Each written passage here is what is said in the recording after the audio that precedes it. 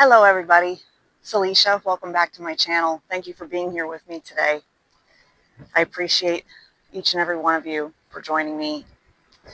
So today we are going to be talking about being in a state of non-reactive and neutrality. Non-reactiveness and neutrality. Why is that important? Well, when we react to situations, people, places, things, we give our power away automatically, just like that. But when you choose to stay non-reactive, you're actually not only retaining your power, but sending a strong message of being comfortable with yourself. And you're sending a strong message of self-worth. Because when we react, we are allowing another person or situation to steal our precious energy. When you choose not to react, though, and you don't feed into that negative situation that wants to suck you in, you neutralize it. And the more times that you can choose to neutralize a situation that's either uncomfortable or draining, maybe somebody randomly at the store was being rude to you, or, you're on your way in the car somewhere and somebody pulls out in front of you and cuts you off. Instead of immediately turning into like a road rage state of mind where you get really angry at that person and you think, who do they think they are, and this, that, and the other thing. You could pause for a second before letting yourself like fly off the deep end about it. Pause for a second and say, maybe that person just didn't see me, like honestly didn't see me, and accidentally pulled out in front of me. And it's a good thing that I was aware enough to be able to slam on my brakes and not get in an accident. It's a good thing I was, paying attention and saw that coming.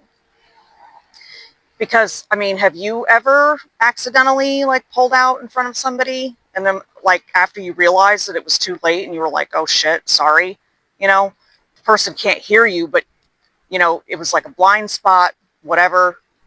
So try to always look at things, from that perspective instead.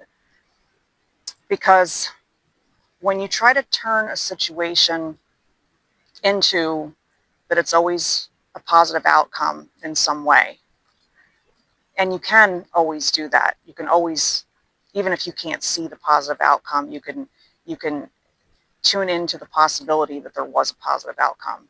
In this case, I can see the positive outcome, which is I saw this person pull out in front of me in time. I had plenty of time to stop the car. There was no accident. All is well. So when you consciously and intentionally choose to find the positive outcome, you're going to attract more positive outcomes.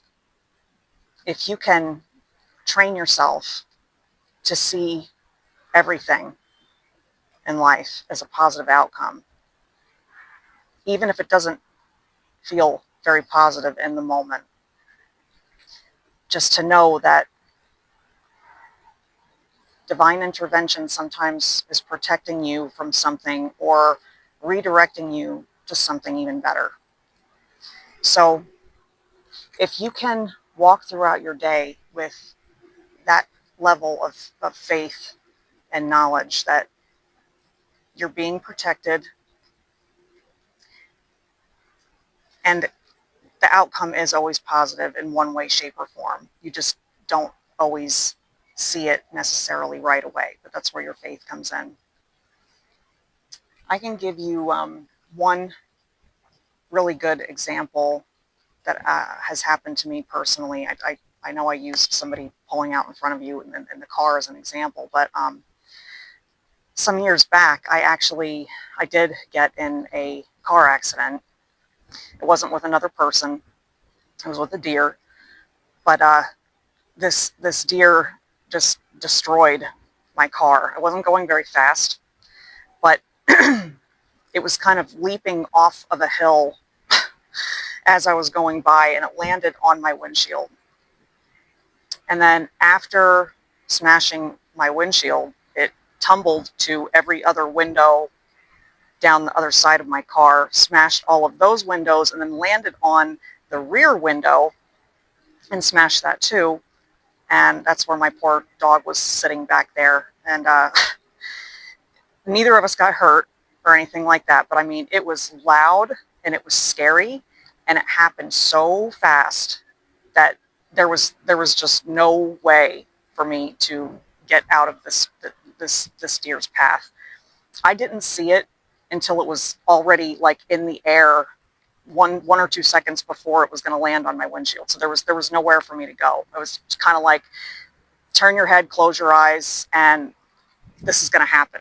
So that happened. It was very loud, very scary. You know, I was crying. I didn't know if my dog got cut up. I wasn't sure what was going on. So anyway, I called 911. People came. The car had to be towed. I thought for certain it was going to be totaled. It wasn't. It was a very expensive fix, but they did decide to fix it. But anyway, my point was later on that day, when I was just kind of contemplating, I wasn't angry about the car or anything like that. I was just glad that me and my dog were fine. But my inner voice said to me very loudly, because it was a bizarre situation. It was like the middle of the day.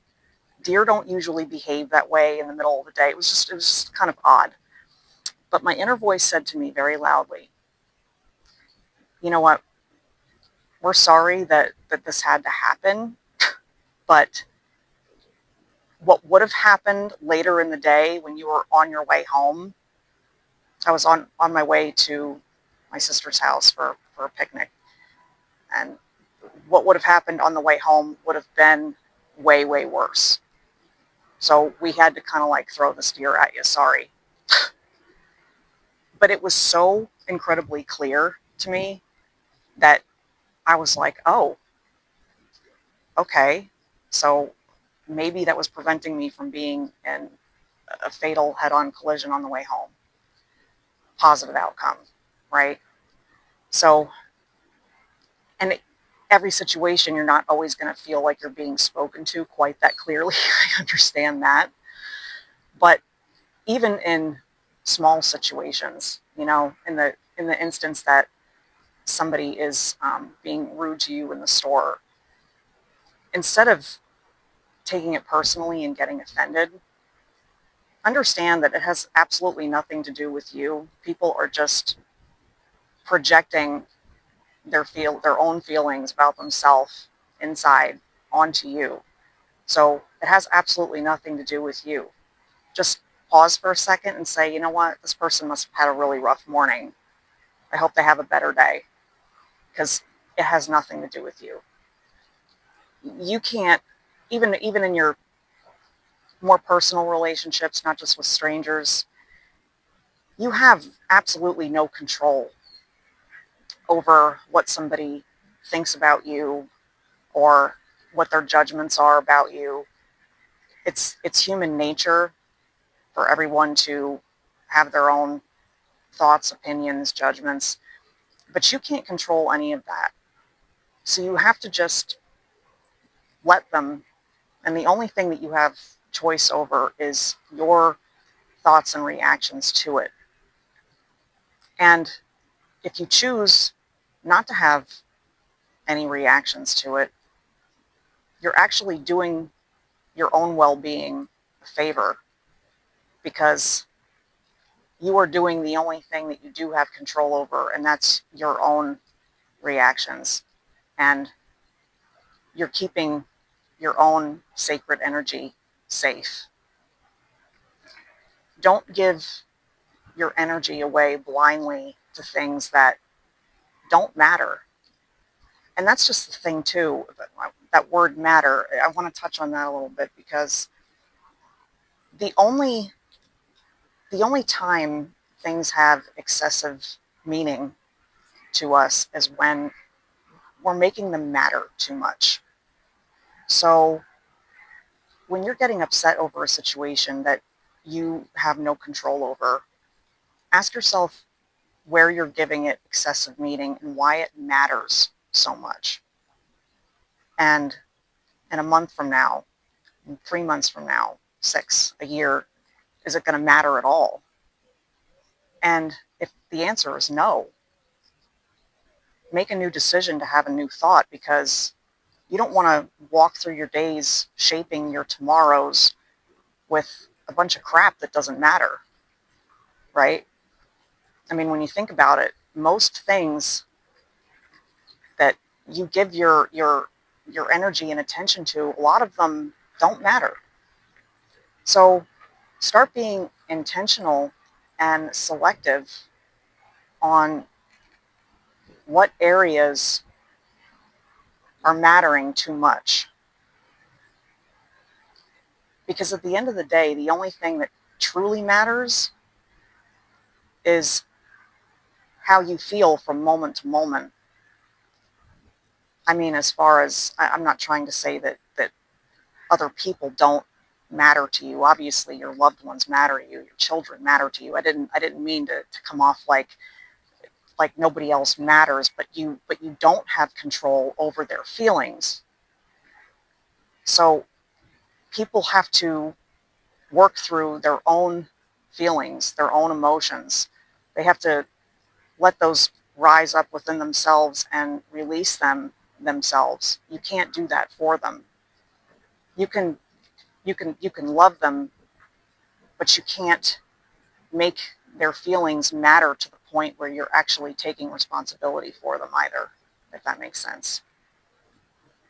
So if your partner or your child is very upset over something, you can have empathy for how they're feeling without completely overwhelming yourself with a feeling that you can't control for them. So that's more touching on the protecting your energy thing. It's really just so important. Another thing that I'd like to touch on is that I've recently started studying breath work. And I've heard of it before, but I really didn't understand it, or what it was for, specifically anyway. And I got curious, and I started to study it, and I've been practicing it, and all I can say is that it's really amazing. So if you don't know anything about it, I would suggest doing some research on it. It's actually really easy. I asked ChatGPT to explain it to me, and it broke down in detail all the different kinds of breath work, what it's used for, exactly how to do it. I mean, it's so easy to find anything out that you want to know anymore. So I highly recommend, if you struggle throughout the day with keeping your energy regulated, keeping your nervous system calm, to look into this and give it a shot, because all I can say is I've only been doing it, I would say, faithfully every day now for probably about 10 days, but the results have been just amazing. I don't think that I've ever felt more calm throughout the day than I ever before. I mean, it's just been it's been an absolutely amazing discovery, and I'm so glad that it found me. I'm so glad that I found it, and I intend on incorporating that into my daily practice, because it's really just, you feel really good afterwards. And depending on what you're trying to do too, there's different exercise. If you're trying to create more energy in your morning, there's one for regulating your nervous system, and there's another for releasing stored trauma in your body. which I had no idea that that was even possible. It's like going to therapy without having to talk about anything. Like your breathing actually has the physical capability of releasing stored trauma and old stagnant energy in your body. And I'm looking so forward to moving forward with this more, diving deeper into it more. And I will definitely keep you updated on my steps along the way. But anyway, that is my message for today. If you haven't already, I would really appreciate if you would give me a like on this video and subscribe to my channel if my material resonates with you. Thank you for watching to the end, for all of you who are still here. I love you all, and I will see you in a couple of days. Thanks so much. Have a good day.